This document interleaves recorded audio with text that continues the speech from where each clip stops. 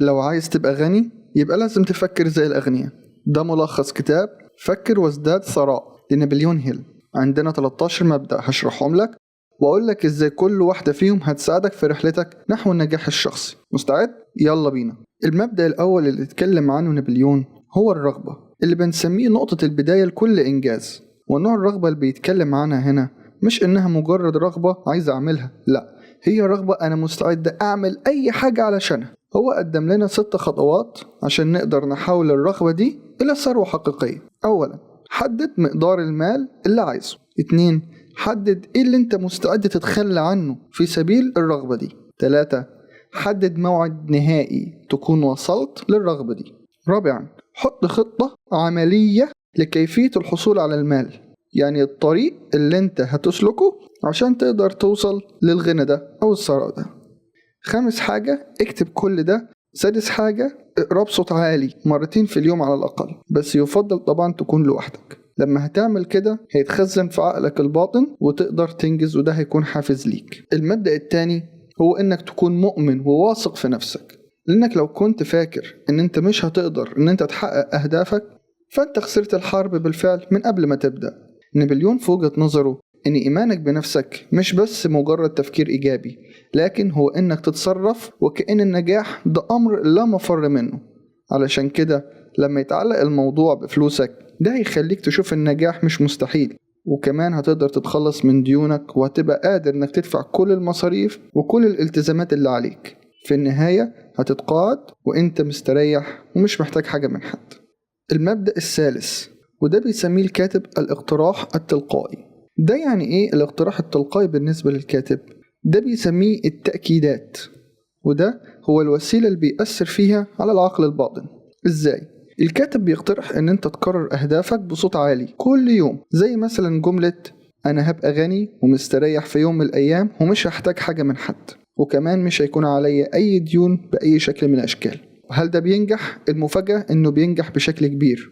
طب ليه؟ علشان اللي انت بتركز عليه بيشكل افكارك، وافكارك دي بتشكل افعالك. علشان كده لو انت بتفكر نفسك دايما باهدافك هتفضل في ذهنك اول حاجة وهتقدر تحققها. اطمن. المبدأ الرابع هو المعرفة المتخصصة. الكاتب بيقول ان المعرفة العامة مش كفاية، لا، انت محتاج مهارات او خبرة محددة تخليك مميز. اسأل نفسك ايه المهارة اللي هتخليك ما تستغناش عنها في حياتك المهنية، او لو هتبدأ عمل تجاري ايه الخبرة اللي هتديك ميزة عن غيرك. في طرق كتير ممكن من خلالها تتعلم مهارات جديدة زي الكتب او كورسات اونلاين. 5 مبدأ هو الخيال. نابليون بيوصف الخيال بانه ورشة عمل العقل، ما كانش قصده على احلام اليقظة. الخيال اللي بيوصفه انه هو بيلف ويدور حوالين حل المشكلات، ان انت تجرب تحل المشكلات بكل الطرق حتى لو كانت طرق غريبة.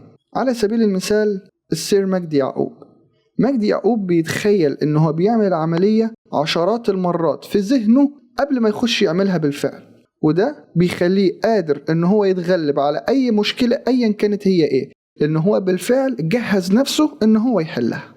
6 مبدأ هو التخطيط المنظم. أشار نابليون للتخطيط المنظم على أنه تبلور الرغبة في العمل، وإنك محتاج خريطة عمل واضحة خطوة بخطوة عشان تقدر تحقق أهدافك. علشان كده إن لو في هدف عندك بدون خطة واضحة هي مجرد أمنية. المبدأ السابع هو القرار. نابليون بيشير إن الأشخاص الناجحين بياخدوا قرارات بسرعة لكنها مدروسة وبيغيروها ببطء، أما الأشخاص الغير ناجحين بيعملوا العكس تماما. طريقهم في الحياة هو التسويف والتراخي والترك والإهمال. افتكر أن التردد هو برضو قرار، بس قرار سيء. المبدأ الثامن المثابرة. ده اللي بيفصل الفائز عن المستسلم، ده اللي بيفصل الغني عن الفقير. نابليون بيقول أن المثابرة هي مفتاح التغلب على المشاكل والعقبات، وهي السمة الوحيدة اللي مش هتنجح من غيرها. هتلاقي أشخاص بيغرقوا نفسهم في ديون كتير وبيفضلوا وقت كبير من حياتهم يسددوا في الديون دي، لكن اللي بيحط جزء كبير من دخله في الاستثمار هو اللي بينجح، وهو اللي سنة ورا سنة بيبقى غني. المبدأ التاسع قوة العقل المدبر. نابليون بيقول هنا إن أنت محتاج جروب من الأشخاص، أو على الأقل شخص واحد يكون تفكيره زيك بالظبط، يدفعك للأمام، يسندك لما تقع، شخص بيلهمك. وده تقدر تسميه الشخص ده أو الجروب ده بجروب العقل المدبر. علشان كده اسأل نفسك مين في دايرتك هيقدر يساعدك على النمو ومين هيسحبك لتحت. المبدأ العاشر، استخدام العاطفة الإنتاجية، وهي إنك توجه كل عاطفتك ومشاعرك لتحقيق الأهداف، وبيأكد على إن التركيز على الشغف هو الوسيلة للحصول على الإنتاجية وتحقيق نتائج كبيرة. ولازم تفتكر إن الانضباط ممكن يحول طموحك لنجاح دائم. قوة العقل الباطن. عقلك الباطن هو زي الكواليس في عقلك، هو اللي بيدير العرض حتى لو ما كنتش مدرك، ويفضل يعرض لك الأفكار والآراء الإيجابية. اللي انت بتشوفه وبتسمعه هو اللي بيشكل إيمانك. علشان كده ابعد عن الأخبار اللي بتخوف أو أي أفكار سلبية، ودور على الكتب والبودكاست والفيديوهات اللي تبنيك وتساعدك ان انت توصل لأهدافك. المبدأ 12، العقل. نابليون بيوصف العقل بأنه محطة بث واستقبال للأفكار، وأنه مصدر للإلهام، ولازم تخليه منفتح على الفرص الجديدة، وده معناه التعلم والنمو المستمر، وإنك لازم تكون فضولي وتحاول تفهم كل حاجة. المبدأ 13، الحكمة. الحكمة بتخليك تبص للصورة الكبيرة قبل ما تاخد أي قرار فتتجنب الندم.